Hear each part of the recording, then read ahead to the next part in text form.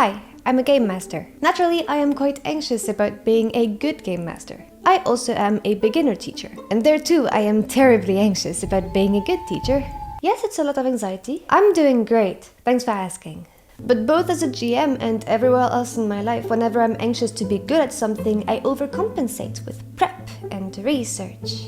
So in hopes of becoming the best teacher I could be, I fell into a bit of a rabbit hole trying to learn as much as I could about teaching. And in this rabbit hole I found something delightful. Turns out there are lots of strategies used by teachers that could very well be applied to the gaming table.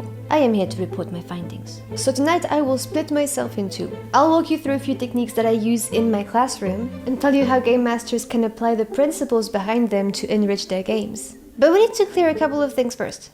Why would teachers even know about running good games? Well, there are obviously many skills useful to both a GM and to a teacher. But to me, the most important similarity is if they fail in their mission, they both suffer the same dreadful fate. Chaos.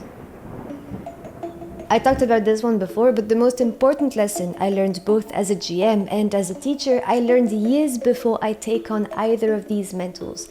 And I learned it from a couple of clowns. In high school, I briefly did some clowning. And I was terrible at it, but that's okay because experienced clowns were brought in to answer our questions. We asked them, why do kids keep trying to pull out my red nose? And this is what they answered. Because they're bored.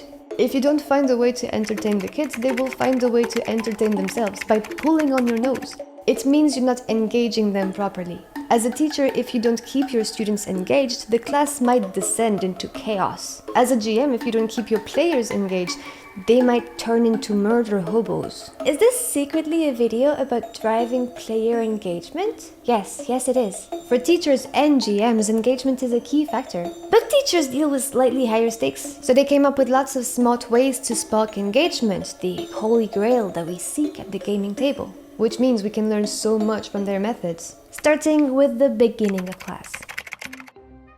These first few minutes can set the tone for the entire lesson or game session. It is, however, a challenge. Chances are when they enter your classroom, students are not focused. They just came back from the chaotic realm of the corridor. Your task here is to transition them into learning mode. Getting started can also be a bit tricky at the gaming table, which is understandable. When my players arrive for the game, they're friends who haven't seen each other for over a week. They want to catch up. That's absolutely fine, but when we finally do start, their heads aren't entirely in the game, and it takes a while to build momentum. For a classroom, some teachers transition using something called a do now. That's a very short warm-up activity that students can do as soon as they enter the classroom, like a writing prompt, for example. These activities are usually written on the board and they can be done without input from the teacher. That way, while the teacher is taking attendance, the class slowly focuses and settles down instead of filling the room with chatter. At the gaming table, I can't expect my players to jump right into character at a second's notice. But we can warm up with a small activity about the game that isn't quite full-on roleplay yet.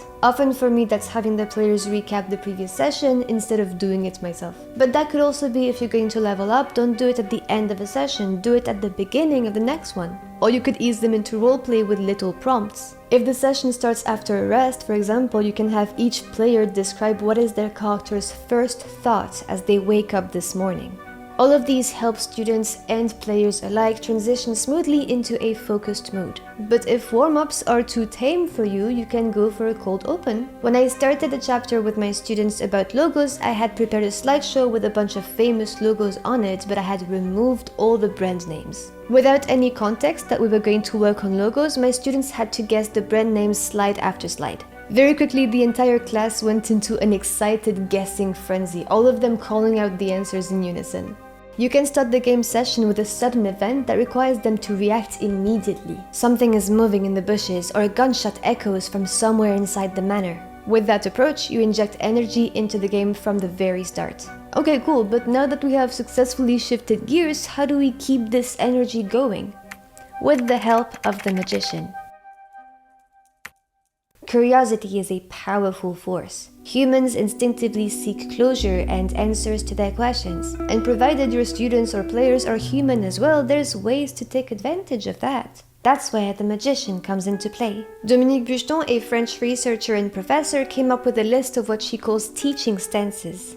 To ridiculously and completely oversimplify it, each of these is a different approach that a teacher might take to piloting a class. And the teacher regularly switches between them to adapt to the changing needs of a classroom. I'm especially interested in the one that she calls the stance of the magician. This one aims to catch the attention of students through storytelling, theatrical gestures, riddles, and intrigue. Here, knowledge isn't merely stated, it is to be guessed and figured out like the answer to a riddle. You create an aura of mystery and let the curiosity of your students fuel their journey. In my classroom, when starting a chapter on packaging, I didn't explain the concept right away. Instead, I asked a question: how do I become a millionaire by selling pebbles for $4 each? If you're from the US, you might know I was referring to the pet rock phenomenon. My students, however, had never heard about it, and they were pretty curious. Translating this to the gaming table is a perfect match. My first homebrew campaign may have been filled with mistakes, but I kicked it off with a question mark. Our campaign started at a temple while a funeral was taking place. But within the first minutes of play, a group of bandits disrupted the funeral and tried to steal the coffin. Why would someone try to snatch a body in broad daylight? By the time my players captured the bandits, they were pretty eager to interrogate them and get involved in the mystery. Tempting people with unanswered questions can be powerful. It can transform the most mundane teaching subject or game event into a captivating exploration. Hopefully at this point we've established that teaching strategies can be super helpful in sparking engagement, but there is one domain in which they are especially valuable: when it comes to communicating plot, lore, and world building. This is the point of the game where the GM takes on a teaching role. They are tasked with delivering that information in a way that will stick with the players. So basically the core of what a teacher does. And there are a variety of ways that teachers deliver information. Let's look at the basics. Tell. That's when the teacher explains the concept. Show. When the teacher demonstrates the concept. We could stop there, that's kind of the basics of a lecture, I think. Tell, show. But let's take it further. Do. The students must experience and practice that concept. And finally, apply. The students use that concept in concrete situations. Tell, show, do, apply. These last two words put the student at the heart of the learning process. That's what we call active learning, the idea that people learn by doing, and that's what gets anything to stick, really. As opposed to some lectures where students simply receive information and try to internalize it. In TTRPG, that is the dichotomy between the GM info dumping and the players directly engaging. Roughly, it means go beyond narration and into immersion, and if you want to know what it looks like, here's an example. Tell. An NPC tells the players that magic is not tolerated in the city. Show. As the characters walk through the streets, they see a house that has been completely defaced. Eggs have been thrown at it, and the words "filthy witch" are written all over the walls. Filthy witch. This is cool, and the players can make their own judgment. But TTRPG is an interactive medium, not a listen to long description medium, so we can do better. Do. A few people start to corner your group, and they spit in the direction of the more eccentric party member. Filthy witch, they say, you're not welcome here. A few of them look like they're ready to throw hands the moment you make a move. If you don't manage to cool down the situation, you might have to fight. Isn't this much cooler? People are always going to remember something they experienced or achieved better than something they witnessed. And more importantly, this requires direct action from your players, puts them at the center of the unfolding narrative. Which, as we know in TTRPG, is where the magic happens. And apply, well, that's the moment of action, when your players are ready to act upon this information. And I hope they absolutely ace their test. That's all I have for today, and I hope it was helpful. If it wasn't, or if it was really poorly explained, don't come at me, I'm a beginner teacher. Just pray for my students. On this note, have a good evening, and may the nightmare of your high school days stop haunting you someday.